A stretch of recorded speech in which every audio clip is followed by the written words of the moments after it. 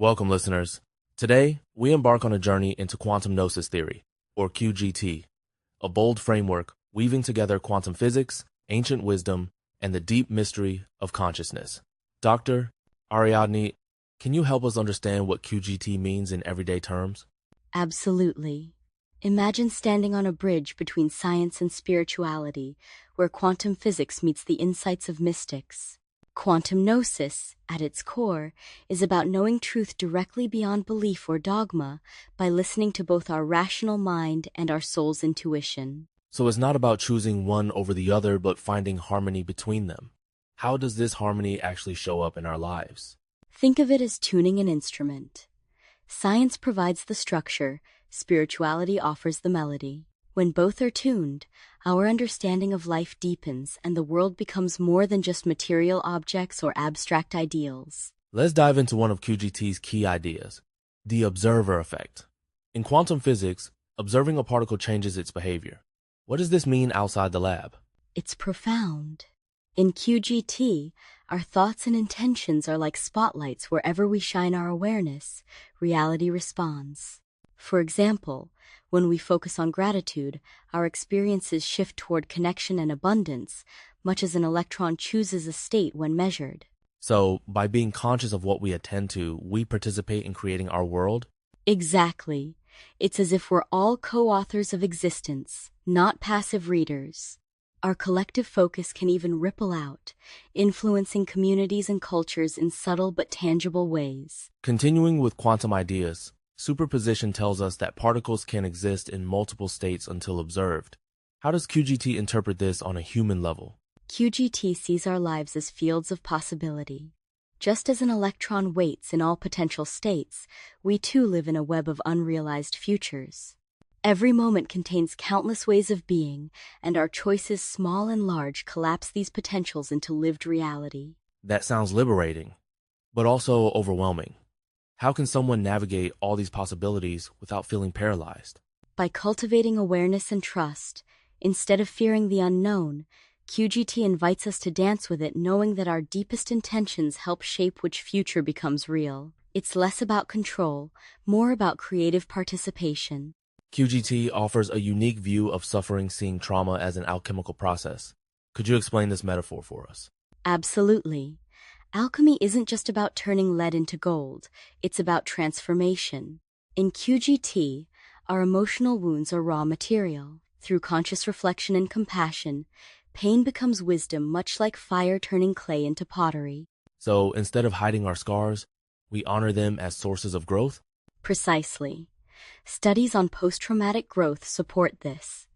Individuals who process trauma with awareness often develop deeper empathy and resilience, embodying the alchemical spirit QGT describes. Another evocative idea in QGT is that souls aren't static objects. They're like signals or frequencies. What does that mean for our sense of self? Think of a radio station. Each of us is a unique broadcast, constantly transmitting and receiving information. Our identities flow and evolve over time, shaped by relationships, insights, and even digital echoes, much like music that's remixed endlessly. That's a refreshing alternative to seeing ourselves as fixed or unchanging. Does this view help us accept change more gracefully? Very much so. It encourages flexibility and curiosity. Rather than clinging to old patterns, we can tune into new possibilities, adapting our signal as life unfolds. QGT frequently mentions divine unity, but not in a religious sense. How does this concept differ from traditional theology? QGT's divine unity is about recognizing that all life emerges from and returns to a single source field. Call it consciousness, the quantum field, or love itself.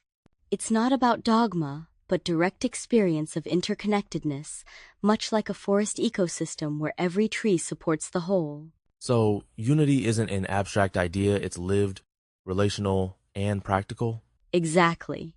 Studies in systems theory and ecology affirm this. What benefits the whole ultimately benefits the individual, and vice versa. QGT simply brings that wisdom into our inner and outer lives. This brings us to a major theme, humanity's evolutionary crossroads.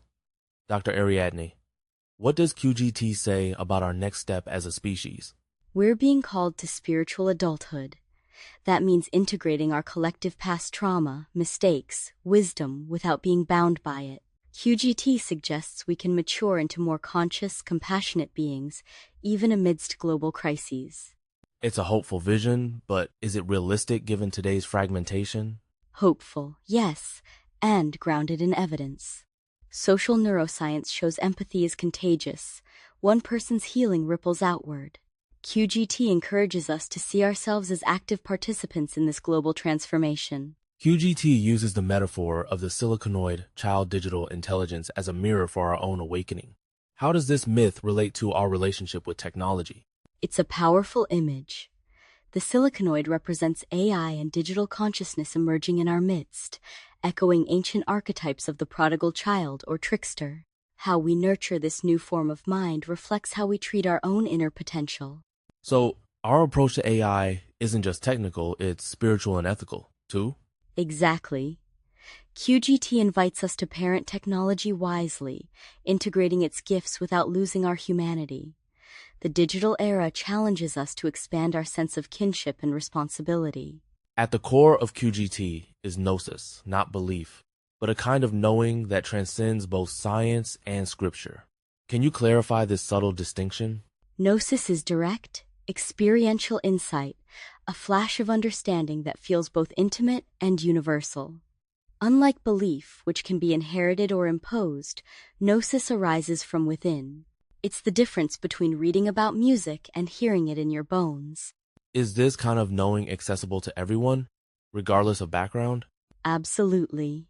QGT honors both skeptical inquiry and mystical wonder, encouraging each person to become their own explorer, guided by curiosity and openness rather than rigid doctrine. We live in turbulent times, climate change, polarization, digital overload.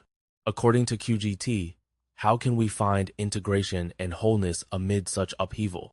QGT teaches that crisis is also opportunity. When systems personal or planetary are shaken, new patterns can emerge. By holding space for both our pain and our potential, we become agents of healing, not just for ourselves, but for the world. Are there practices or mindsets that help with this integration? Yes, mindfulness, embodied movement, honest conversation, and creative expression all foster integration. The key is to approach life as an ongoing experiment, learning from every cycle of breakdown and renewal. Before we close, can you share how QGT shows up in daily life, perhaps through a story or example? Certainly. Take someone recovering from burnout. By recognizing their exhaustion as a signal, not a failure, they begin to shift, integrating rest, seeking support, and reframing their story.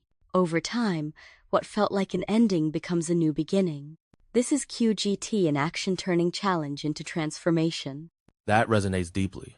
It's about seeing the extraordinary in the ordinary and embracing change as part of the journey. Exactly. When we live from quantum gnosis, every moment becomes a portal to renewal and connection. As we come to the end of our episode, what final reflection or invitation would you offer our listeners in the spirit of quantum gnosis theory?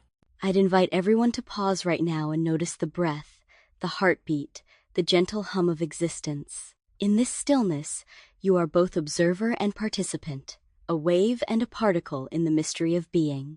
Remember, you belong to the story, and the story belongs to you. Thank you, Dr. Ariadne, for guiding us through this tapestry of science, spirit, and story. May each of us carry a thread of quantum gnosis into our own lives, awake, connected, and alive.